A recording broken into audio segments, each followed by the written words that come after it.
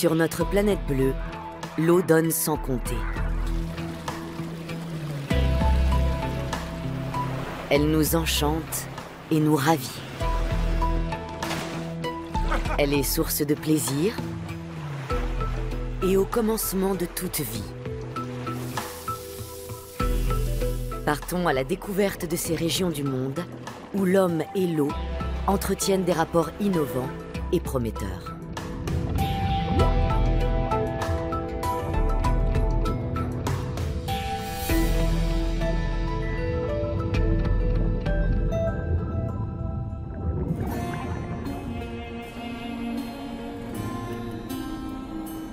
Le Jourdain est depuis toujours une artère vitale du Proche-Orient.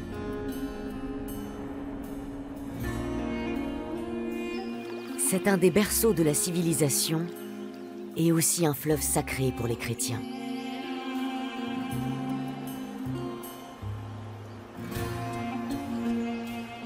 Il déroule son ruban fertile à travers le désert et permet à 16 millions d'Israéliens, de Jordaniens et de Palestiniens de subsister.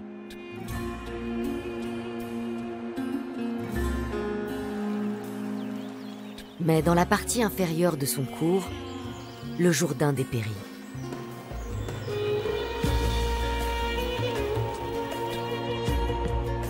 Et la mer morte où il se jette est menacée d'assèchement.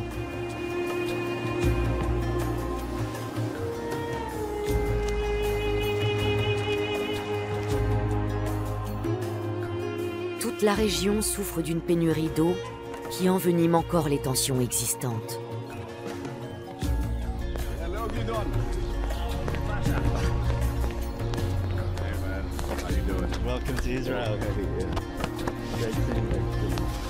Faisant fi des frontières, des acteurs locaux cherchent ensemble des solutions. Leur priorité, économiser l'eau et multiplier les sources d'approvisionnement.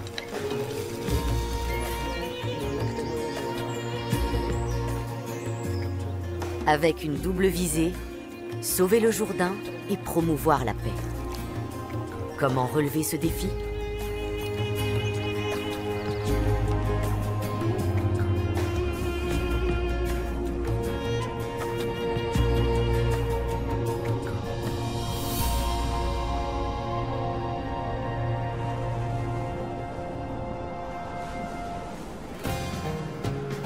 Situé dans le nord d'Israël, le plateau du Golan se trouve à la croisée des frontières avec la Jordanie, la Syrie et le Liban.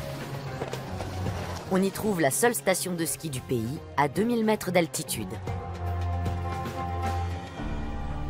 Dans une région avant tout désertique, la neige et les précipitations du Golan sont les bienvenues. Les affluents qui forment le Jourdain prennent leur source dans ces montagnes.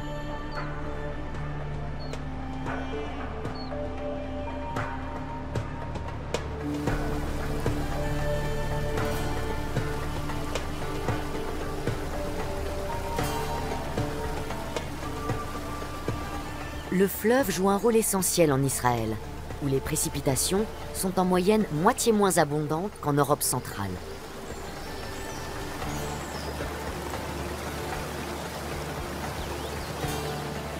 Au début de son cours qui serpente vers le sud sur 250 km, le Jourdain irrigue une zone humide spectaculaire.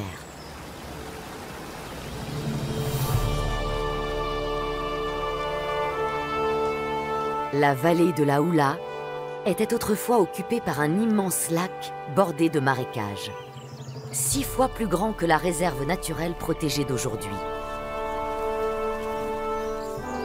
Quelques buffles y subsistent encore. Introduits au 8e siècle, ils servaient alors de bêtes de somme et fournissaient du lait.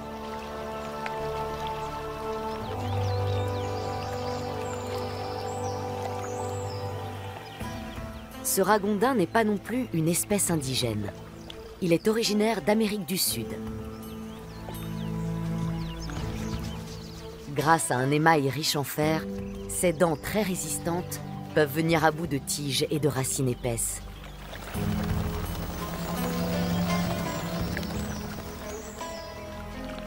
Beaucoup d'oiseaux migrateurs font étape dans la vallée avant de gagner l'Afrique ou l'Europe, comme les ibis falcinelles.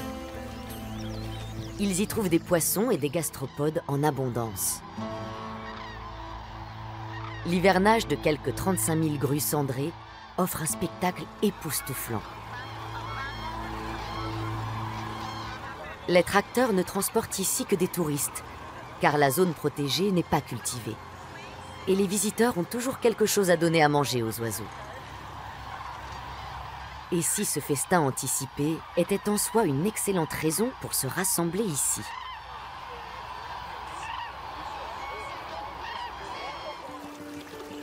Le Jourdain alimente la zone humide et les marécages purifient ses eaux en retour.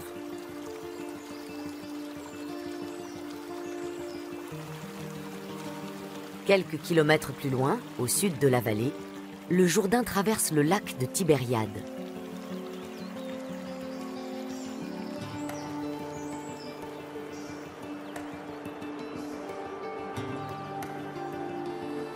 Un haut lieu biblique, puisque Jésus aurait marché sur ces eaux.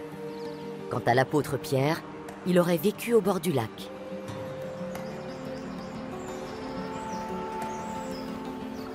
Ces rives fertiles sont habitées depuis des millénaires. L'endroit attire aujourd'hui plus d'1 million de baigneurs et de pèlerins par an.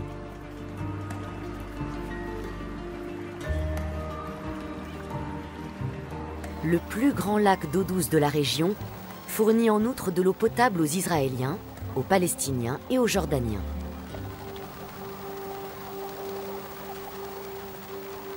Au-delà du lac de Tibériade, le fleuve serpente dans la vallée du Jourdain, à la frontière entre Israël et la Jordanie.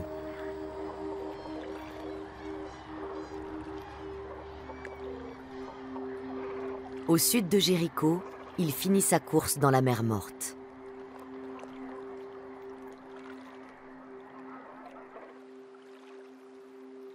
À partir de Tibériade, le Jourdain change radicalement de visage.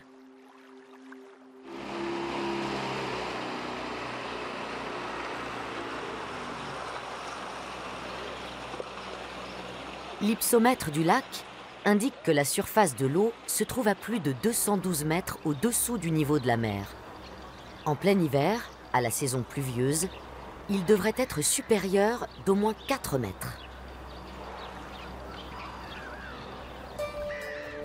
Cette baisse de niveau a des répercussions sur le cours inférieur du Jourdain.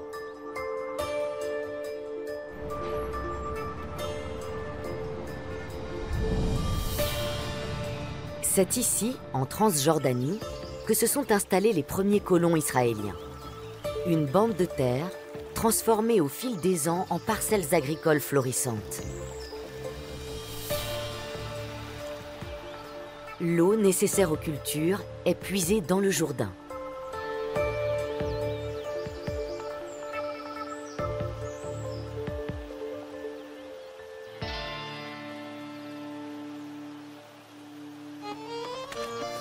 Avant même la création de l'État d'Israël, en 1948, des Juifs venus du monde entier s'étaient installés en Palestine.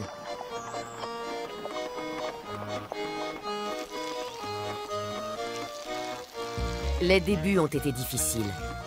Seule une poignée de ces pionniers pratiquaient l'agriculture. Mais ils ont fait de leur mieux pour rendre les terres cultivables. Leur priorité, l'accès à l'eau.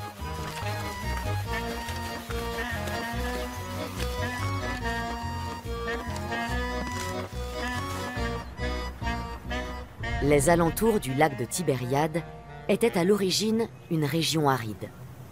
La transformation menée par les pionniers a été radicale. Des canaux ont été aménagés qui ont permis de verdir aussi d'autres parties du pays.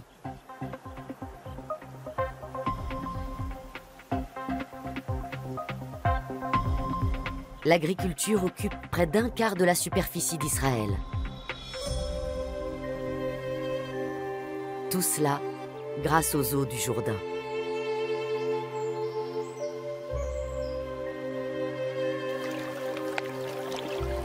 Mais certains s'inquiètent de l'avenir du fleuve. Comme Gideon Bromberg, un avocat spécialisé dans le droit de l'environnement. Si ce tronçon du Jourdain paraît enchanteur, Gideon sait qu'il est bien loin de son état naturel d'origine.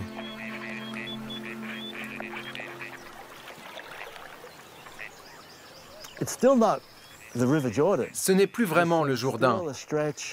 C'est une sorte de grande piscine aménagée par l'homme. Comme vous le voyez, le fleuve ne s'écoule plus ici. On y déverse de l'eau pour nous rappeler à quoi ressemblait le Jourdain autrefois. Et c'est important, mais ça ne suffit pas.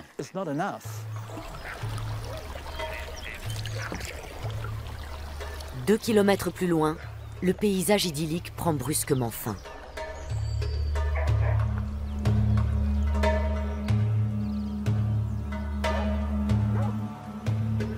Une digue retient l'eau pour en faciliter le pompage.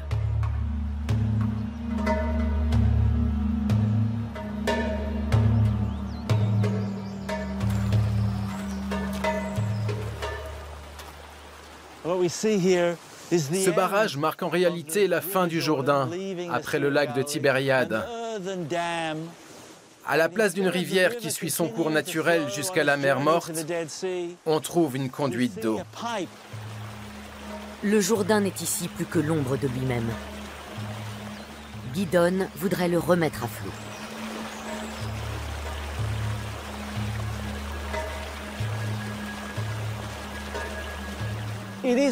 On peut lui restituer une partie de son volume et faire en sorte qu'il redevienne une voie d'eau naturelle tout au long de la vallée jusqu'à la mer Morte.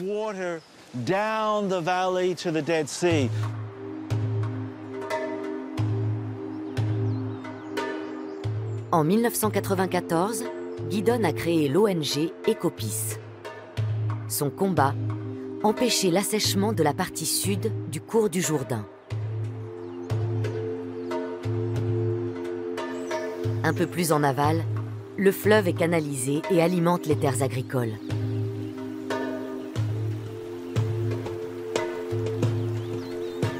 Arrivé à la frontière entre Israël et la Jordanie, il traverse un lieu chargé d'histoire.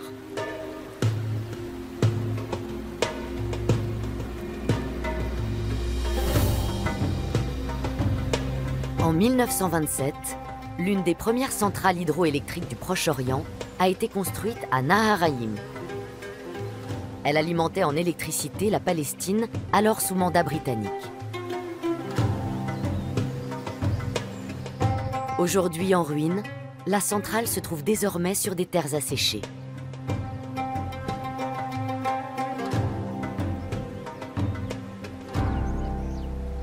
Sa destruction remonte à 1948.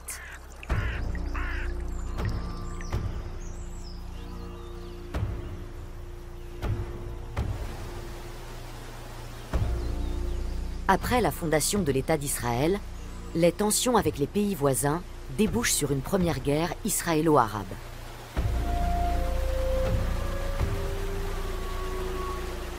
Le traité de paix israélo-jordanien n'est signé qu'en 1994. Mais de vives tensions demeurent entre Israéliens et Palestiniens.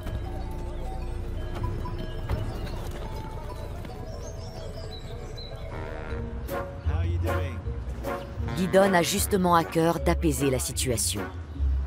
Aujourd'hui, il a rendez-vous à la frontière avec son homologue jordanien. Mounket Meillard est spécialiste de l'aménagement du territoire et dirige Ecopis en Jordanie. Les deux hommes misent sur une coopération transfrontalière pour sauver le Jourdain. Ils vont visiter ensemble le site de l'ancienne centrale.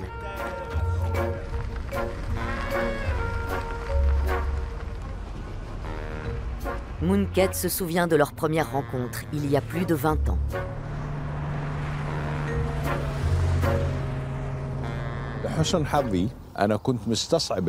À l'époque, il était presque impensable pour moi de côtoyer des Israéliens. C'étaient nos ennemis jurés. Et du jour au lendemain, on était censés travailler ensemble. Mais quand ils sont arrivés, les autres Palestiniens les ont accueillis chaleureusement, à ma grande surprise. La glace était brisée. À partir de là, il a été plus facile pour moi aussi d'engager la conversation avec des Israéliens et de mettre en place un début de coopération. Il manque aujourd'hui leur troisième partenaire, un Palestinien qui ne peut pas se déplacer à sa guise en Israël. Il est souvent difficile de réunir les riverains du Jourdain. Gidon et Munket veulent justement créer ici un lieu de rencontre en ramenant à la vie la centrale hydroélectrique et ses environs.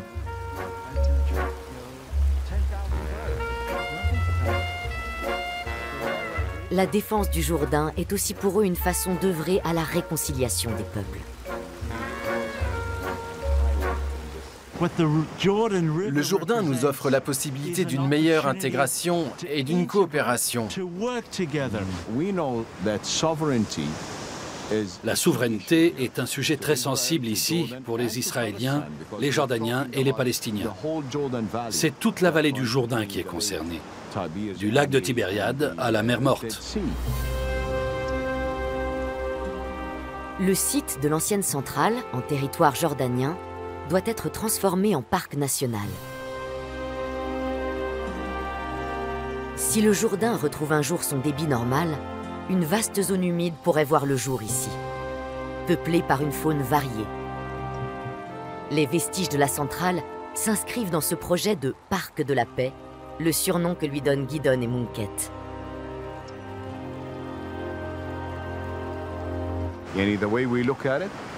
Nous voulons créer un grand complexe d'écotourisme dans la région. Et sans qu'il y ait besoin de faire des démarches, d'avoir un passeport ou un visa pour y accéder, il faut que les gens voient concrètement à quoi peut ressembler la paix. La partie est loin d'être gagnée.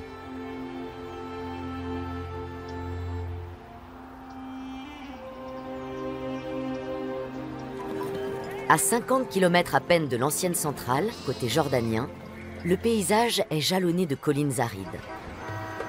La route qui conduit à Amman traverse un désert.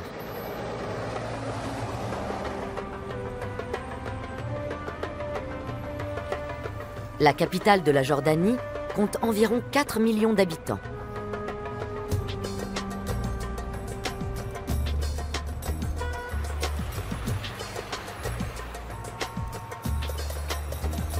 Plusieurs fois millénaire, la citadelle est un symbole de la ville. Autrefois, ce palais était approvisionné par une citerne recueillant l'eau de pluie. Le précieux liquide reste aujourd'hui strictement rationné dans ce pays, l'un des plus secs au monde. Les sociétés de distribution d'eau n'effectuent qu'une livraison hebdomadaire. Un jour attendu avec impatience par les habitants de la ville. Anwar Abou Hamour commence par vérifier s'il y a de l'eau dans les canalisations. Chaque appartement possède un réservoir sur le toit. Les habitants y stockent leur eau potable jusqu'à la prochaine livraison.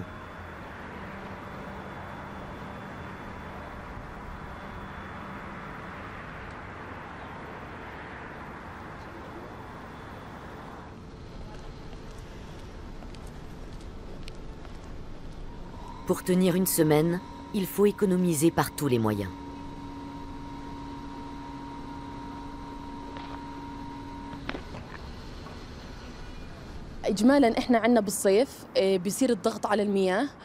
L'été, quand il fait chaud, les réserves d'eau ne suffisent pas. Et les conséquences sont parfois dramatiques. L'eau fournie par la municipalité chaque semaine coûte un demi-dinar le mètre cube.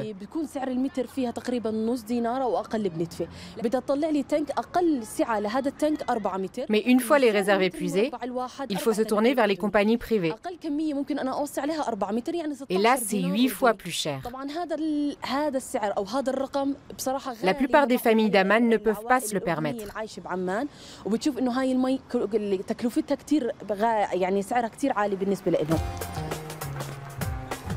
Anwar milite elle aussi pour Ecopis.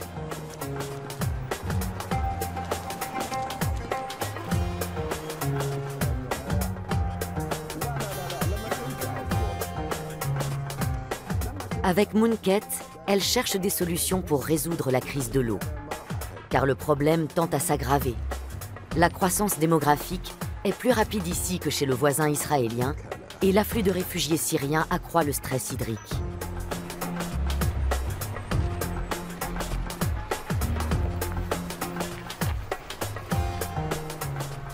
En quête de nouvelles idées, Mounket réunit ses chefs de projet jordaniens.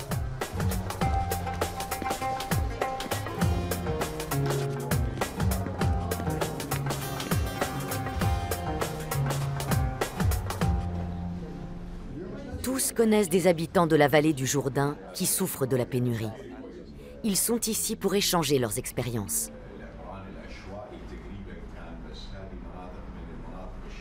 Surmonter la crise actuelle est un travail de longue haleine, ils le savent. D'autant que les autorités multiplient les négligences. Au milieu de ces collines arides, Abdel Rahman Sultan, ingénieur agricole, a découvert un trésor oublié.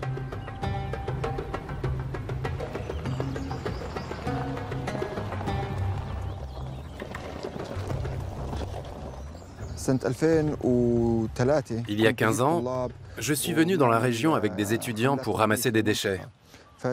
C'est comme ça, par hasard, que j'ai découvert ce lac de retenue désaffecté. Quel dommage de le laisser à l'abandon. Ça m'a donné l'idée de transformer la zone en parc naturel et en base de loisirs. Au fil des ans, les pouvoirs publics s'étaient désintéressés de ce barrage construit à l'origine pour collecter les eaux de pluie. Ecopis a contribué à revitaliser le site, permettant à l'eau retenue de créer une petite oasis.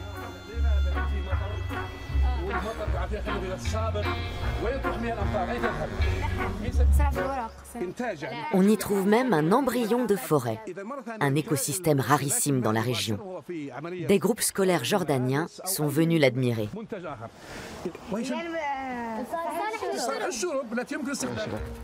Pour irriguer le parc, Abdel et son équipe ont réparé et complété le réseau de canalisation vétuste.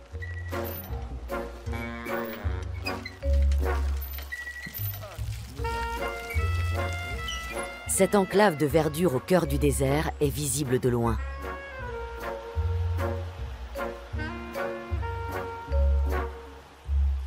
Et la végétation s'étend peu à peu autour du site. Mais le projet d'Abdel est plus ambitieux.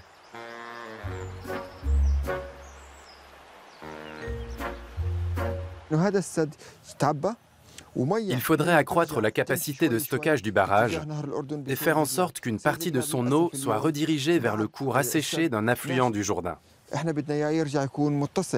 Si l'on parvient ainsi à alimenter un peu le fleuve, c'est tout l'écosystème qui en bénéficiera.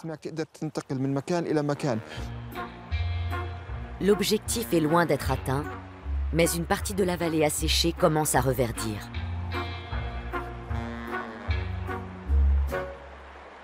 En Jordanie, l'agriculture consomme 2/3 des ressources en eau. Les exploitants se servent dans le canal du roi Abdallah, alimenté par le Jourdain.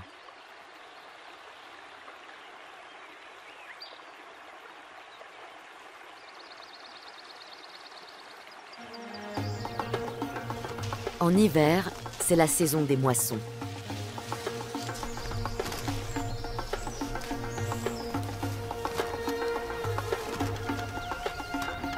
La culture des oranges requiert beaucoup d'eau, mais les autorités en limitent strictement la quantité disponible. Une mesure qui freine l'expansion des surfaces cultivées.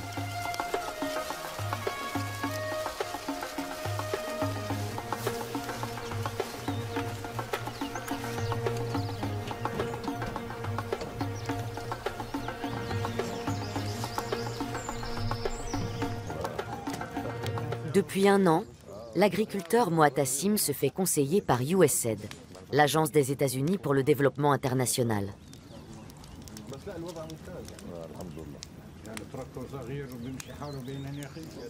Il a investi dans un nouveau système d'irrigation. L'ingénieur agricole Laït Al-Wakid l'aide à optimiser sa consommation d'eau. Il vient régulièrement contrôler les filtres, les conduites et l'état des cultures.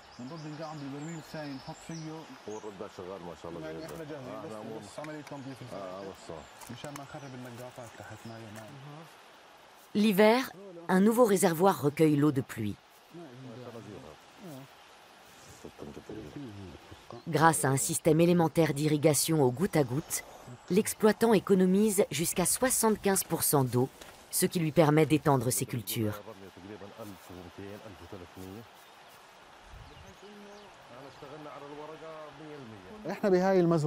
Ces arbres n'ont qu'un an. Avec une irrigation à l'ancienne, il leur aurait fallu 5 ou 6 ans pour atteindre cette taille. Seule une méthode ciblée d'arrosage permet d'obtenir un tel résultat tout en limitant les coûts en eau. On ne peut pas faire fortune avec les agrumes, mais quand ils arrivent à maturation plus vite, on peut encaisser les recettes plus tôt.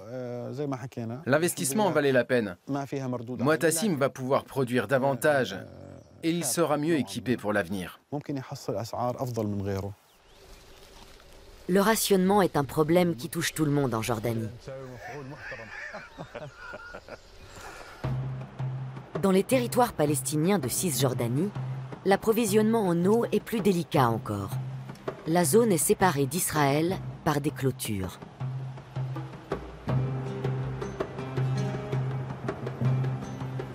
Jéricho serait la plus vieille ville du monde. Elle est parsemée de vestiges archéologiques, comme les ruines de ce palais omeyyade. Les chrétiens y ont également laissé leur marque. On trouve dans les vallées asséchées des alentours certains monastères parmi les plus anciens de la planète.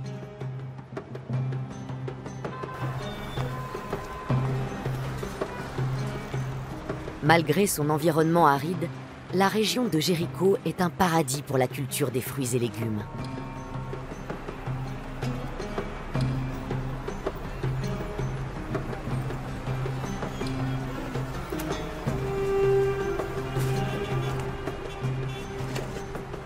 Et ce n'est pas grâce au Jourdain, relégué dans une zone militaire inaccessible aux Palestiniens de Cisjordanie. C'est l'eau des montagnes qui leur permet d'exploiter la terre.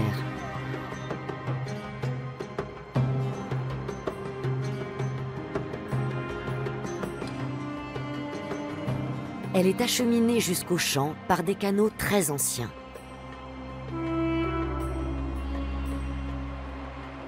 L'hiver, de nombreux Palestiniens se rendent à la source d'Al-Aoudja, à quelques kilomètres de Jéricho.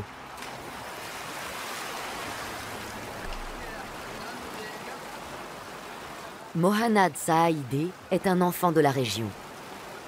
Il travaille aujourd'hui pour Ecopis.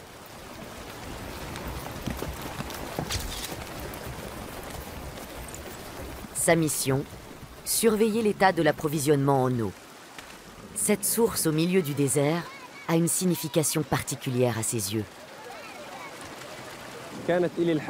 Pour moi, cet endroit reste un lieu de détente en pleine nature. J'ai appris à nager ici, comme tout le monde. C'est un endroit important de mon enfance. Il m'arrive, encore aujourd'hui, de venir y piquer une tête. Cette source est un vrai miracle. Par beau temps, des centaines de familles viennent passer le week-end ici. Mais le canal est à sec une partie de l'année, alors que tous les agriculteurs de la vallée en dépendent.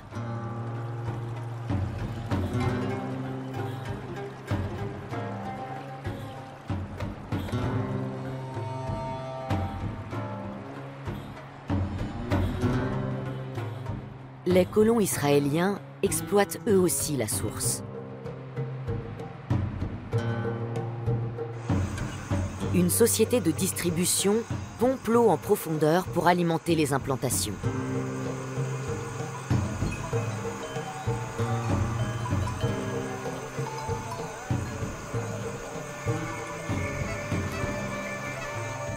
D'où cette oasis de verdure en plein territoire palestinien de Cisjordanie.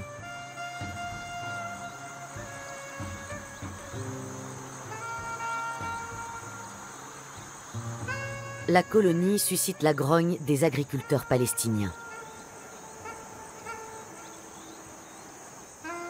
Privés d'eau, ils jugent le partage injuste.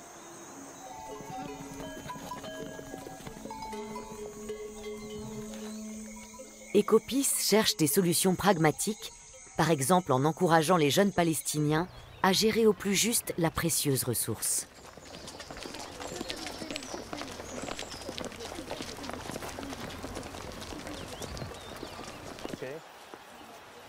Mohanad a créé ici une installation de traitement des eaux avec des moyens rudimentaires. Il explique aujourd'hui à des écolières comment filtrer les eaux usées domestiques et les réutiliser pour arroser le jardin. Beaucoup de Palestiniens dédaignent le recyclage pour des raisons d'hygiène. Mohanad veut leur montrer qu'un filtrage à base de gravier et de sable fonctionne pourtant à merveille.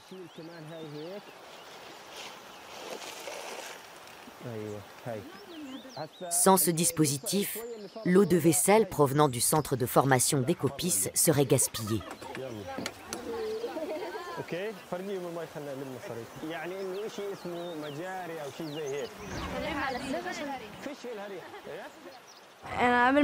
Je ne savais pas qu'on pouvait réutiliser les eaux usées. Je n'avais jamais vu ça. On a un grand jardin qu'il faut beaucoup arroser. Ça, c'est une bonne méthode pour économiser de l'eau, surtout en été. Ce serait bien aussi pour nos orangers. Le filtrage des eaux usées est un début modeste, mais prometteur. Près de Jéricho, au cœur de la zone militaire protégée entre Israël et la Jordanie, se trouve un important lieu saint de la chrétienté. En 2011, un accès au Jourdain a été aménagé ici, le seul de la région. Des bouées signalent le tracé de la frontière. Côté jordanien et israélien, les pèlerins attendent de pouvoir toucher l'eau du Jourdain.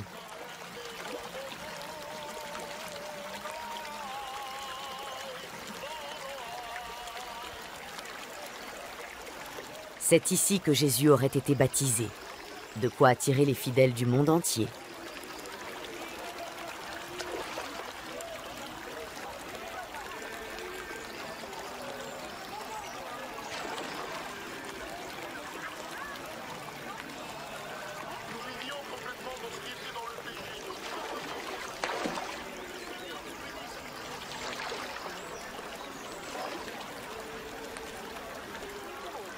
Pour les Palestiniens de la zone frontalière, ce lieu de pèlerinage chrétien est aussi le seul point d'accès au fleuve.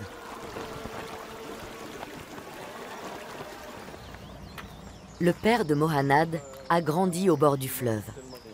Mais lors de la guerre des 6 jours en 1967, l'armée israélienne a investi la Cisjordanie et chassé sa famille. Il n'a jamais revu le Jourdain depuis. Du côté des territoires palestiniens, la rive est en grande partie bordée de clôtures et truffée de mines.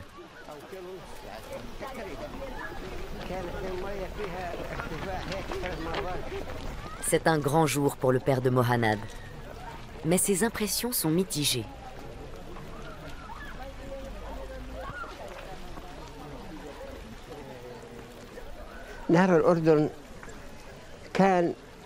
Autrefois, le Jourdain était le fleuve le plus rapide au monde. C'est ce qu'on apprenait en cours de géographie. Maintenant, j'ai l'impression que c'est le plus lent. La qualité de l'eau le laisse dubitatif.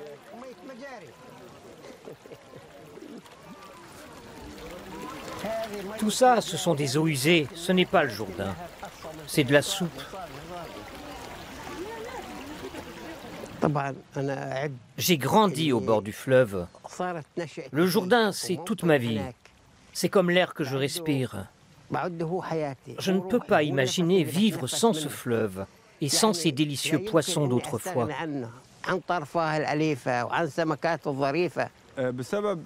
Mon père est très content que notre ONG Ecopeace s'engage en faveur du Jourdain. Mais d'après lui, nous devrions aussi faire en sorte que lui et les autres réfugiés palestiniens puissent réintégrer leur région d'origine au bord du fleuve. Eux aussi, ils font partie de cet écosystème.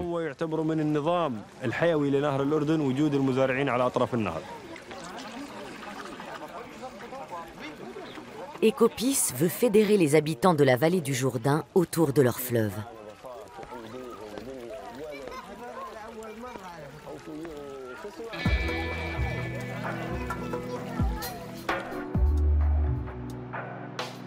Un peu plus loin, en territoire israélien, le fleuve est pollué par des eaux usées.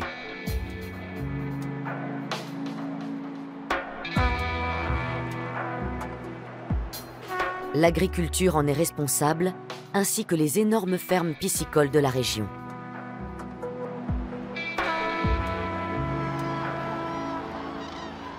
L'aquaculture représente moins de 1% de la puissance économique israélienne. Mais cet élevage intensif engloutit des quantités d'eau considérables.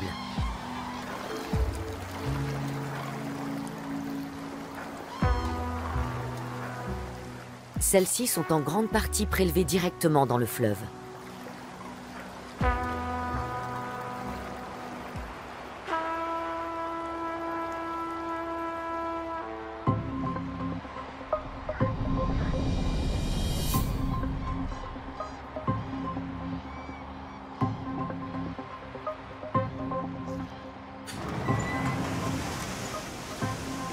Yigal Magen est un ancien employé du ministère israélien de l'Agriculture. Il a optimisé le dispositif de purification des eaux usées des fermes piscicoles avant qu'elles ne soient rejetées dans le Jourdain. Le système de filtrage qu'il a contribué à élaborer permet d'utiliser plus longtemps l'eau des bacs à poissons. Toutes les fermes de la région pourraient aisément être équipées de ce système. Uri Haimson est l'un des premiers pisciculteurs à le tester. Yigal, son inventeur, est convaincu de ses avantages économiques et écologiques.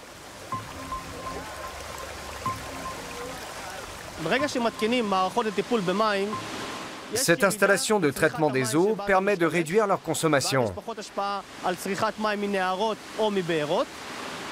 Et on peut reverser l'eau dans la nature après un filtrage poussé, puisqu'elle retrouve pratiquement sa qualité originale. Grâce à la nouvelle méthode de filtrage, Uri prélève 85% d'eau en moins dans le fleuve.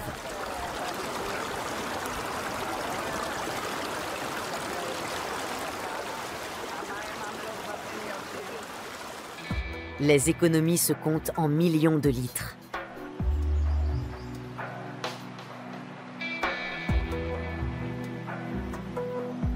Un répit bienvenu pour le Jourdain et pour tout l'écosystème.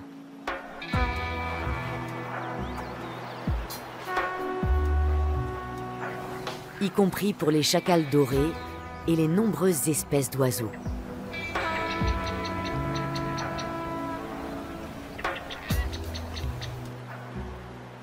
De nouvelles solutions pour répondre aux besoins en eau de l'agriculture, c'est aussi ce que cherchent les exploitants de cette ferme de maraîchage expérimentale en Israël.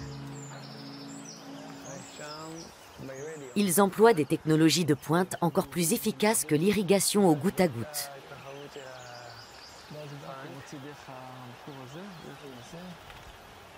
Oded Rahav est depuis 13 ans spécialiste d'écologie du paysage. Il s'efforce d'être à l'écoute de ces plantes et de déceler leurs moindres besoins.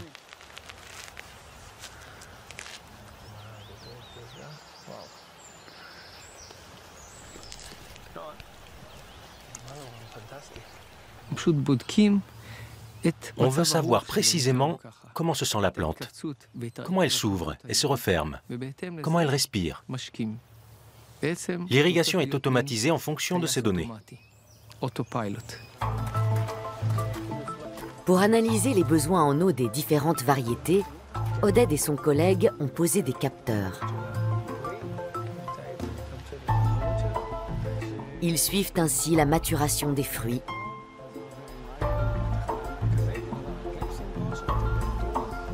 mais aussi la croissance du tronc et la sensibilité au stress des feuilles.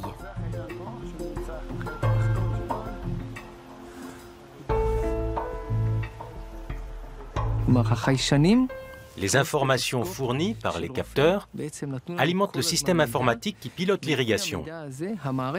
Et là, c'est extraordinaire. La plante se met à communiquer avec l'ordinateur, à lui dire de quelle quantité d'eau elle a besoin. Ça a été une vraie révélation pour nous.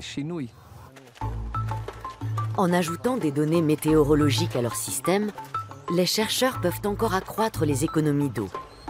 Les cultures s'épanouissent mieux, sans aggraver l'état du Jourdain.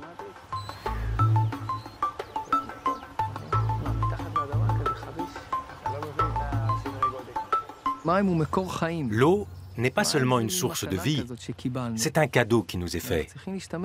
Nous devons la traiter avec intelligence et parcimonie, comme si c'était de l'or.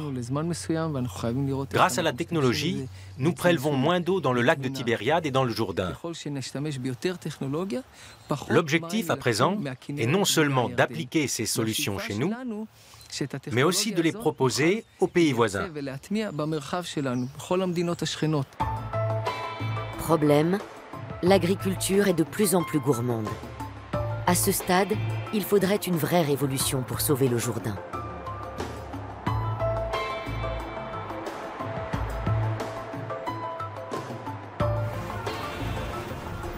Tel Aviv est le poumon financier et commercial d'Israël.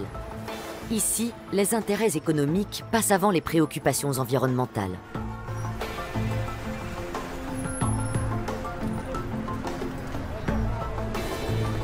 Gideon cherche à nouer des contacts avec les décideurs publics et privés pour les sensibiliser aux problèmes.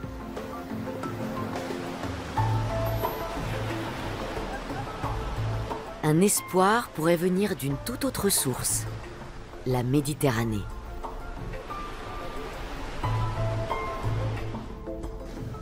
Une fois de plus, la solution est technologique.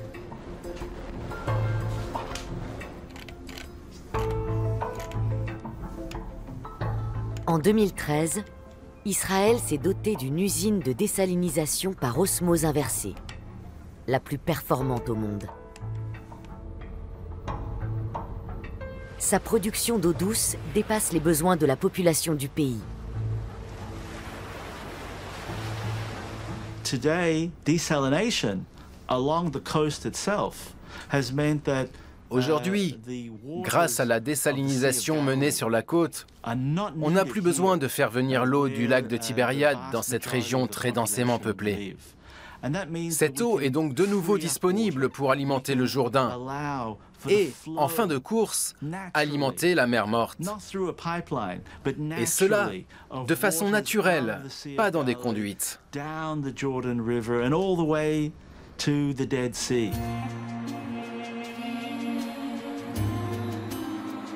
En quelques années, il a déjà été possible d'accroître le débit du fleuve dans la vallée.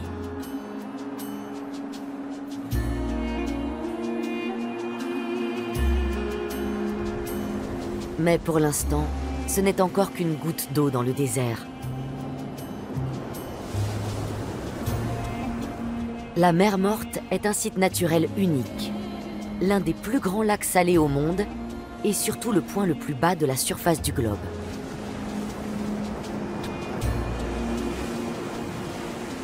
Gundi Charal est guide touristique et travaille elle aussi pour Ecopis.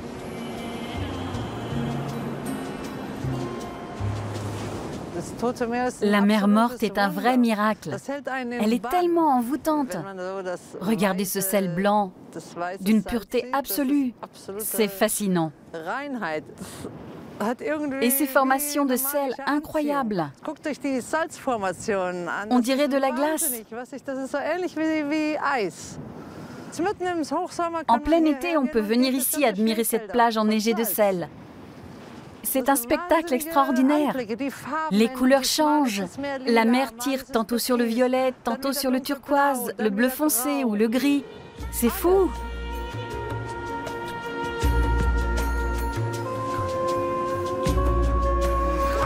Des touristes du monde entier viennent goûter au plaisir de se laisser flotter dans la mer Morte. Grâce à leur concentration en minéraux, ces eaux sont excellentes pour la peau.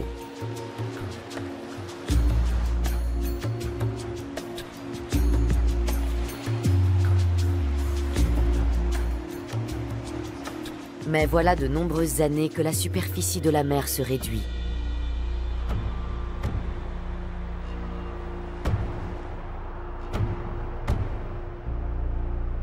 Gundi vit à Ein Gedi, une oasis au bord de la mer Morte. Je me souviens encore de mon arrivée à Ein Gedi. J'avais 16 ans. L'eau atteignait pratiquement la route. En sortant de voiture, on avait 2 mètres à parcourir et on était sur la plage. Maintenant, il n'y a plus de plage officielle autour de la mer Morte. Le Jourdain et ses affluents n'apportent plus assez d'eau.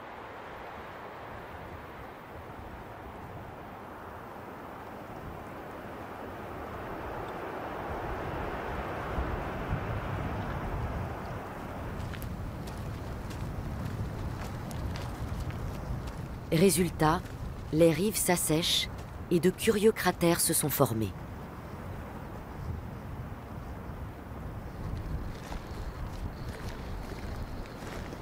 Un camping entier a ainsi été englouti.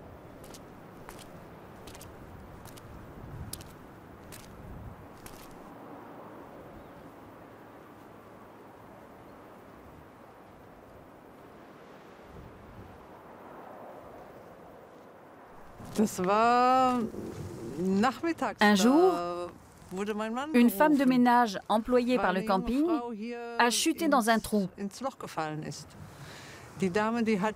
Elle marchait tranquillement sur le trottoir lorsque d'un coup, le sol a cédé sous ses pieds. Elle s'est retrouvée 10 mètres plus bas avec une fracture du dos.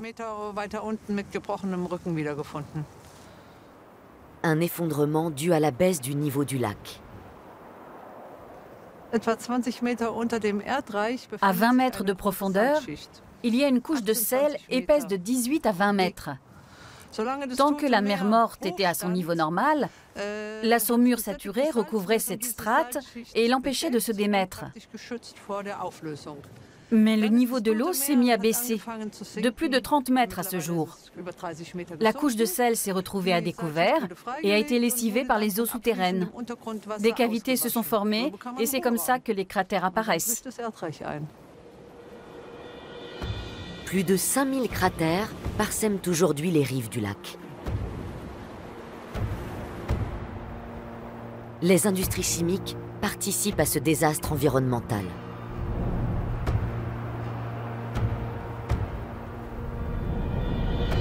Pour recueillir de la potasse, du magnésium et du brome, elle laisse décanter la saumure dans d'immenses bassins.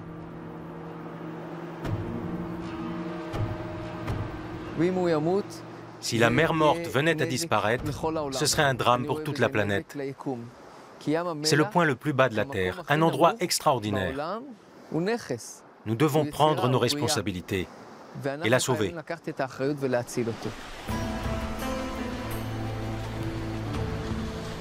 Oded, le chercheur qui parle à l'oreille des plantes, veut marquer les esprits en traversant la mer Morte à la nage.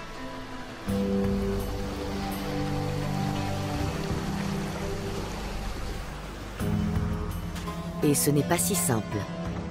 Avec sa flottabilité extrême, le lac rend la nage non seulement épuisante, mais aussi très dangereuse.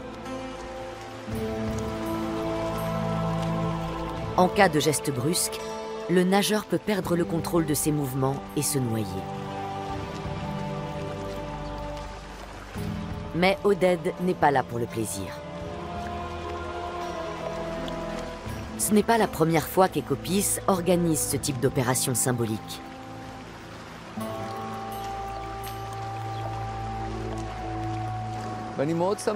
Je suis très content que notre ONG internationale ait réussi à faire passer son message d'alerte sur l'état de la mer Morte. Si on ne s'en occupe pas aujourd'hui, elle est condamnée.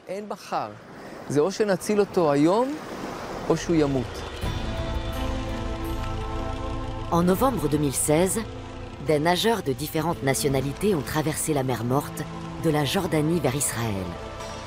Un événement qui a fait parler de leur combat pour préserver un élément du patrimoine naturel mondial.